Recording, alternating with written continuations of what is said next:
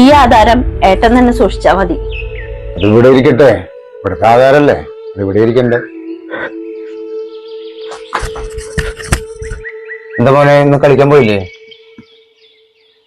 അമ്മ ഇങ്ങോട്ട് വന്നേ. എന്താ ശ്രീ, നീ ദേഷ്യത്തിനാണല്ലോ. ഏട്ടനോട് ഇരിക്കേ, ഞാനിപ്പോ വരാം. എന്താ? എനിക്ക് തല ഉയർത്തി നടക്കാൻ പറ്റണ്ടായി. എവിടെ ചെന്നാലും ഇതാണ് സംസാരം. ആരെന്തു പറഞ്ഞു എന്നാ നീ ഇപ്പൊ പറയുന്നു? ഇപ്പൊ നമുക്കൊന്നും അറിയില്ല.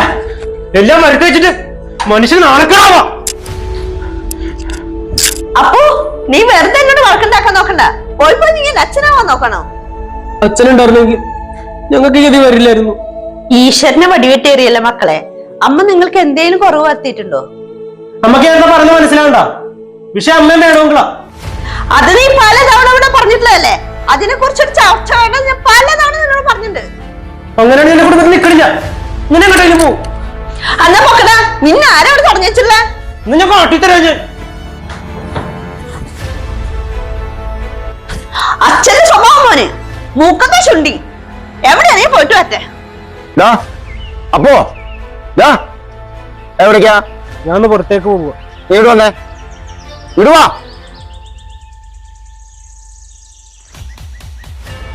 എവിടെ ഇരുന്നേ? അവിടെ കയറിയേക്ക്. എന്താ നല്ല പ്രശ്നം? ഞാൻ പറയാട്ടാ, ഏട്ടനിപ്പോ ഇവർക്കൊക്കെ അധിക പറ്റായി. ഞാൻ കുറച്ചു നാളായി കേൾക്കണ്. വേണുങ്ങൾ എന്നോട് ക്ഷമിക്കണം. ഞാനേ കുറച്ചു നാളായി ഇത് കേൾക്കാൻ തുടങ്ങിയിട്ട്. നാട്ടുകാരെന്തൊക്കെയാ പറഞ്ഞു നടക്കുന്നതെന്ന് അറിയൂ? അതൊന്നും ഇവിടെ പറയാൻ പറ്റില്ല. ദക്ഷമോള് വരുന്നുണ്ട്, അവള് കേൾക്കണ്ട. അവൾക്കൊക്കെ അറിയാല്ല, നാട്ടുകാർക്കെല്ലാം അറിയാം. പിന്നെയല്ല അവക്ക്.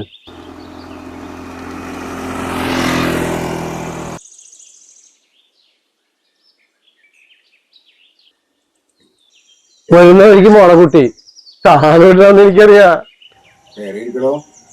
ചായ എടുക്കട്ടെ രമണേട്ടാ? ഞാൻ കുടിച്ചു മോളെ.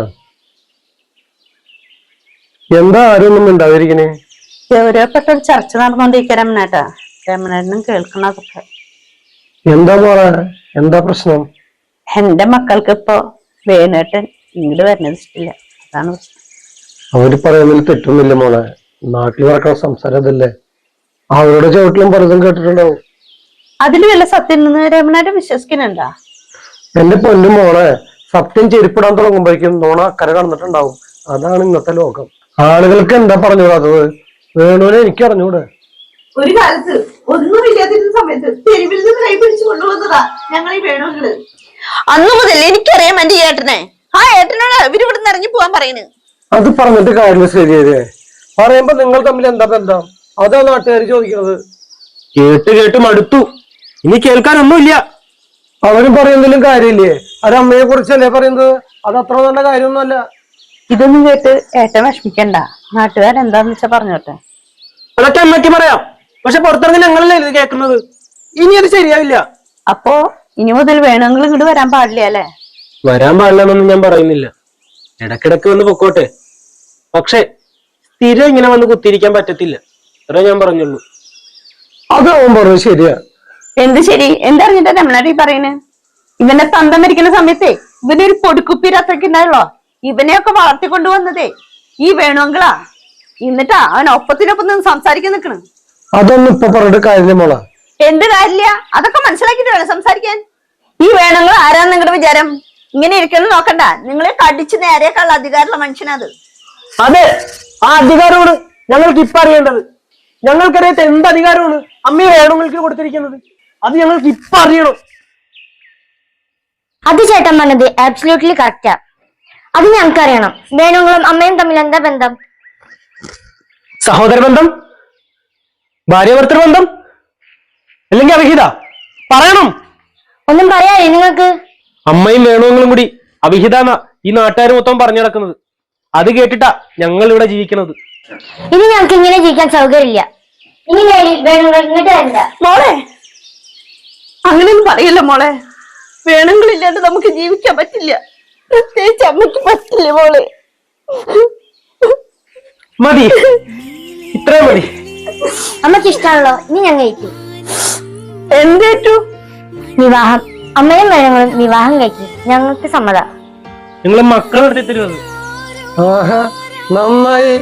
നല്ല തീരുമാനം. മക്കളായാൽ ഇങ്ങനെ വേണം.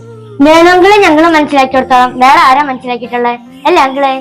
എത്രമാത്രം വീടുകളിൽ മനസ്സിലാക്കിയെന്ന് പറഞ്ഞ് മുഴുവനായ കുറച്ചൊക്കെ നിങ്ങളുടെ അമ്മയ്ക്ക് അറിയാം, നിങ്ങൾക്കൊന്നും ഒട്ടും അറിയില്ല മക്കളെ.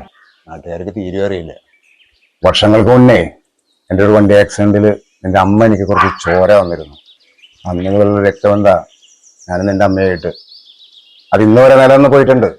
നാളെയും അങ്ങനെ തന്നെയാവും. ഞങ്ങളുടെ രക്തബന്ധം ഇല്ലാതാക്കാനായിട്ട് ഈ നാട്ടുകാർക്ക് നിലയിൽ ലോകം മുഴുവനും വിചാരിച്ചാലും നടക്കൂല. എന്നല്ലേ നിങ്ങള് വളരെ പിള്ളേരാണെന്ന്. ഏട്ടാ, എന്റെ പൊന്നേട്ടാ.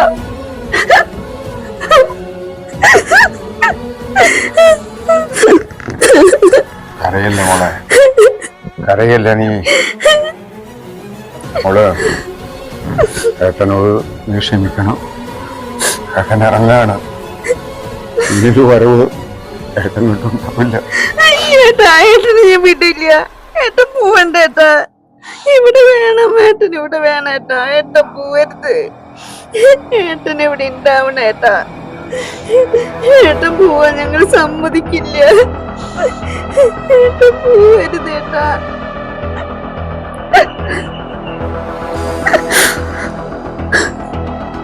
വേണമെങ്കിലേ ഞങ്ങളോട്ട് പോവല്ലേ അങ്കിളെ?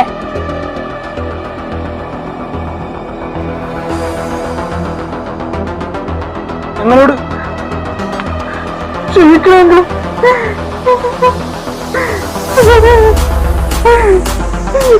ഞങ്ങളെ വിട്ട് പോവല്ലേ അങ്കിളെ? ഞങ്ങൾക്ക് ആരുമില്ല അങ്കിളെ.